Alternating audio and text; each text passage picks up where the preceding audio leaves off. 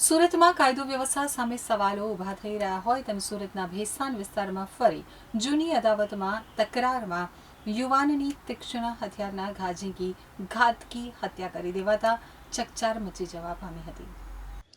સુરતના ભેસ્તાન ગોલ્ડન આવાસમાં રાત્રે આશરે 11:40 વાગ્યાના અરસામાં હત્યાની ગંભીર ઘટના બની હતી। 5 થી 6 દિવસ અગાઉ પરિવારના નાના બાળક સાથે થયેલી બોલાચાલી અને માથાકૂટની અદાવત રાખી સલમાન સૈયદ ઉપર હુમલો કરવામાં આવ્યો હોવાનો પરિવાર દ્વારા આક્ષેપ કરવામાં આવ્યો છે। રાત્રિના સમયે અજાણ્યા તેમજ ઓળખીતા શખ્સોના ટોળાએ સલમાનને ઘેરી લીધો હતો। તલવાર તથા ચપ્પુ જેવા ઘાતક હથિયારો વડે પીઠ, આગળના ભાગ અને હાથ ઉપર ઉપરાઉપરી ઘા ઝીંક્યા હતા। ગંભીર રીતે ઇજાગ્રસ્ત સલમાનનું મોત નીપજ્યું હતું તો મૃતક ભંગારના વ્યવસાય સાથે સંકળાયેલ હતો અને પરિવારમાં પત્ની, 2 દીકરી અને 1 દીકરો છે।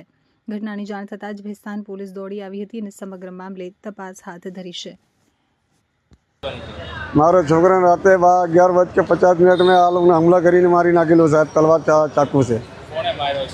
પેલો સાબિર છે ને ગુરો છે ને પેલા 2 જણ છે, લાંબુ છે, બધા 4 જણા છે ને 20-25 જણા હતો એટલે મારવાવાળા 4 જણા છે। કંઈ મારો દુશ્મની નથી સાહેબ।